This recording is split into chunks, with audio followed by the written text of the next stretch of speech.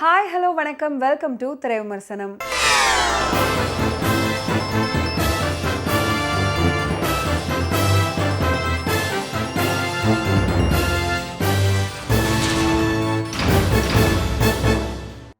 இன்னைக்கு திரை விமர்சனம் நிகழ்ச்சியில் நாம பார்க்க போற திரைப்படம் லவ் மேரேஜ். பெண் பார்க்க போன இடத்துல தவிர்க்க முடியாத காரணத்தால தங்கும்படி நேர்ந்தால் அங்க என்னவெல்லாம் நடக்கும் மற்றும் நீண்ட காலமாக கல்யாணமாகாத ஒருவருக்கு கல்யாணம் கூடி வரும்போது பெண் ஓடிவிட்டால் அவருடைய மனநிலை என்னவாக இருக்கும், இதுதான் இந்த திரைப்படம்.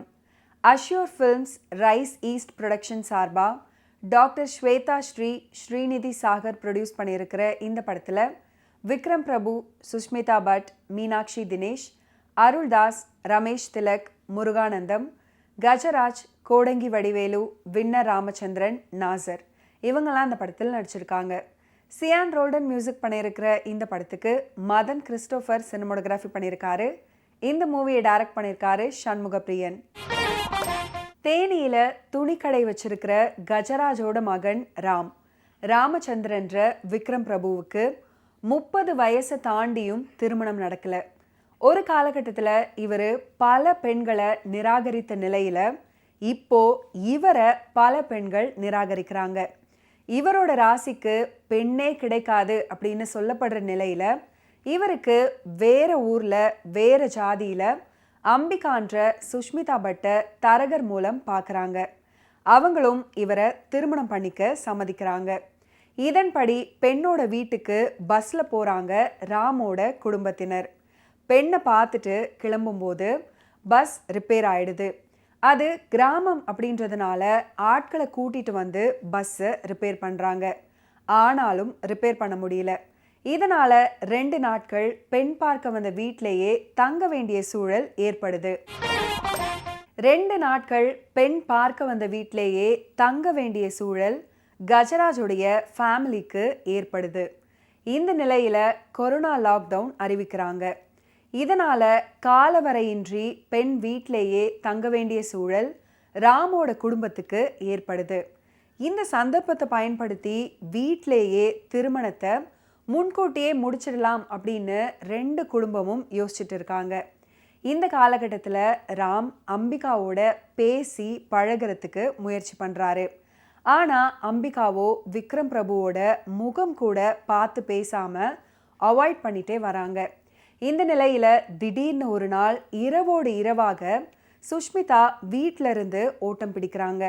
குழப்பத்தில் என்ன செய்யறது அப்படின்னு இருக்காரு விக்ரம் பிரபு. அதுக்கப்புறம் என்ன நடக்குது, விக்ரம் பிரபுவோட திருமணம் நடந்ததா இல்லையா அப்படின்றது தான் இந்த படத்தோட மீதி கதை. திருமண ஆசையில் கிளம்பிய குடும்பம் என்ன மாதிரியான சிக்கல்களை எதிர்கொள்றாங்க, 30 வயதுக்கு மேல திருமணம் ஆகவில்லை அப்படின்னா உறவினர்களும் சமூகமும் அவரை என்ன மாதிரியான மன உளைச்சலுக்கு ஆளாக்குறாங்க அப்படின்றத நகைச்சுவையாகவும் உணர்வு பூர்வமாகவும் தன்னுடைய திரைக்கதையில கொடுத்திருக்காரு இந்த படத்தோட இயக்குனர் சண்முகப்பிரியன். கதையின் நாயகனாக ராமன்ற ராமச்சந்திரனா விக்ரம் பிரபு தனக்கு திருமணம் ஆகாதத சோகமான முகத்தோடு படத்துல வலம் வர்றாரு. படம் முழுவதுமே அடக்கி வாசிச்சு கடைசியில பொங்கி எழும் காட்சிகள்ல கூட அளவாக நடிச்சு ரசிகர்களை கவர்ந்திருக்காரு. அது மட்டும் இல்லாம நடிப்புல இதுவரைக்கும் பார்த்திராத வித்தியாசமான நடிப்பை இந்த படத்துல காட்டியிருக்காரு.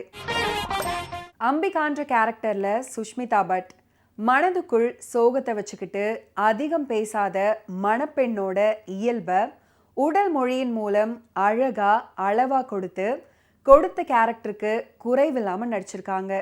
இவங்களோட தங்கையா நடிச்சிருக்கிற மீனாட்சி தினேஷ் குறைவாக இருந்தாலும் நிறைவான நடிப்பை கொடுத்திருக்காங்க. சின்ன சின்ன விஷயங்களை கூட பெரிதுபடுத்தியும் எப்படா பிரச்சனையை இழுக்கலாம் அப்படின்ற மனநிலையில் வரும் அருள்தாஸ், மணமகனோட தந்தையா கஜராஜ், நண்பனா நடிச்சிருக்கிற ரமேஷ் திலக், மது போதைக்கு அலையும் சித்தா மோகன் மற்றும் சிறப்பு தோற்றத்தில் வரும் சத்யராஜ் உட்பட எல்லாருமே அவங்களோட கதாபாத்திரத்தை உணர்ந்து நடிச்சிருக்காங்க.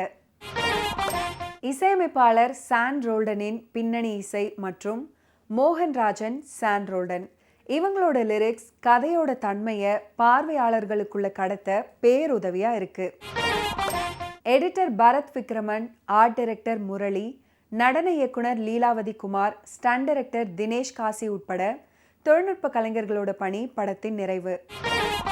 திருமண நிச்சயதார்த்தம் செய்ய கிளம்பிய குடும்பம் கொரோனாவால சிக்கிக் கொள்வதும் அங்க நாயகனுக்கு கிடைக்கிற அனுபவங்கள், இதுதான் இந்த திரைப்படம். மீண்டும் அடுத்த வாரம் திரை விமர்சனம் நிகழ்ச்சியில சந்திப்போம். அதுவரை நன்றி, வணக்கம்.